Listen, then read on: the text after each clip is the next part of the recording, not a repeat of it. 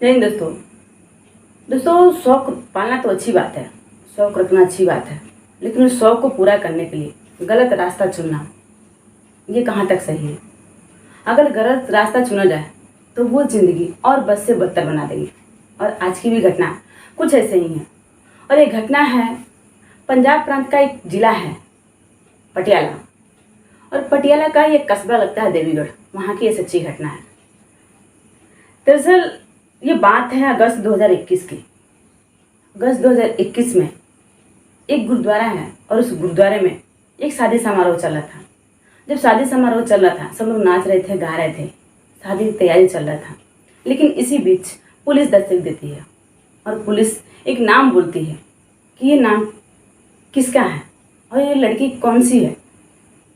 फिर जो वहाँ पे रहते हैं लोग, वो बोलते हैं कि ये लड़की की तो शादी हो रही है इस गुरुद्वारे में, यहाँ पे शादी उसी लड़की की हो रही है जो हम लोग नाच रहे हैं, गा रहे हैं। अब पुलिस लड़की के पास पहुँचती है और बोलती है कि शादी नहीं हो सकती, इस शादी को रोकना पड़ेगा। अब जो लड़की के माता पिता हैं वो पूछने लगते हैं कि आखिर ऐसा क्या हुआ कि लड़की की शादी रोकनी पड़ रही है। फिर एक लड़का बोलता है कि ये मेरी बीवी है और मैं इसका शादी नहीं होने दूंगा। जो साथ में जिस लड़के से उसकी शादी हो रही थी, वो लड़का बोलता है कि ये मेरी बीवी है, अभी तो इसकी शादी हुई है, अभी तो इसकी शादी मेरे साथ हो रही है। वो लड़का बोलता है कि नहीं, ये मेरी बीवी है। और उसका कुछ फ़ोटो और वीडियो दिखाता है वहीं पे। और वो शादी रुक जाती है। शादी रुकने के बाद जो उसके माता पिता हैं, उसके भाई बहन हैं, जितने भी परिवार के मेंबर हैं, और उस लड़के को जो दिखाता है कि मेरी बीवी है, उन सबको लेकर के पुलिस थाने जाती है। और थाने जाने के बाद वो लड़की को बोलती है कि जो भी कहानी है, जो भी सच्चाई है, तुम खुद बताओ या फिर मुझे अपने तरीके से बुलवाना पड़ेगा। तुम बता दोगे तो और बढ़िया रहेगा। फिर लड़की पुलिस की बात मान करके वो डर जाती है और सारे कहानी खुद ही बयां करने लगती है। दरअसल इस लड़के की 2018 में शादी होती है। शादी होने के बाद लगभग 1 साल तक ज़िंदगी बहुत बढ़िया से चल रही थी। एक बच्चा भी इसी बीच इसको होता है 1 साल के अंदर। तो वो एक रोज़ अपने पति से कहती है कि मैं जैसी ज़िंदगी जीना चाह रही थी, तुम ऐसा ज़िंदगी मेरे साथ नहीं पूरा कर पा रहे हो। वो बोलता है कि मैं क्या करूँ, मैं तो गरीब आदमी हूँ, मेरे पास इतने पैसे हैं नहीं कि मैं तुम्हें ऐशो आराम की ज़िंदगी दूँ। फिर वो एक रास्ता बताती है। वो बताती है कि अगर तुम कहो तो मैं एक दूसरी शादी करूँ, और शादी करने के बाद वहाँ से जो कुछ पैसे और गहने मिले, मैं उसको लेकर के फिर यहीं पर चली आऊँ। ऐसे अगर करेंगे तो हमारी ज़िंदगी, कुछ पैसा भी मिलेगा और हमारी ज़िंदगी भी अच्छे से चलेगी। फिर वो पति मान जाता है। अब इसका जो परिवार है, यानी सास ससुर हैं, इसकी एक ननद है, इसका पति, अब ये सारे इसमें मिलते हैं। जो सास ससुर है वो एक माता पिता का रोल निभाते हैं इस लड़की का। जो ननद है वो बहन बनती है और जो पति है वो भाई बनता है। अब ये सब घर के अंदर तो जो रिश्ता था उसी रिश्ते में रहते हैं सब, लेकिन जब दहलीज पार करते हैं तो वही पति भाई बन जाता है, वही ननद बहन बन जाती है, सास ससुर माता पिता बन जाते हैं। अब ये ऐसे परिवार की तलाश करते हैं जो अपने बच्चे की शादी करना चाहता है, जो मजबूर है। अब ये सब कहते हैं कि मेरी बेटी की शादी करनी है और शादी के लिए मैं लड़का ढूंढ रहा हूँ, मुझे लड़का नहीं मिल रहा। फिर कोई कहता है कि मेरे बगल में एक लड़का है, आप उससे शादी कर लीजिए, मैं बताता हूँ। फिर वहाँ पे शादी होता है और शादी होने के बाद जो लड़की है वो शादी करती है। शादी करके 2 दिन बाद वो जितना भी पैसा और गहना रहता है वो लेकर के अपने घर भाग जाती है। अब वो ढूंढने लगते हैं सब, लेकिन इसका कहीं पता नहीं चलता है, क्योंकि ये अलग अलग एड्रेस भी बताती थी, अलग अलग आधार कार्ड भी बनवाती थी,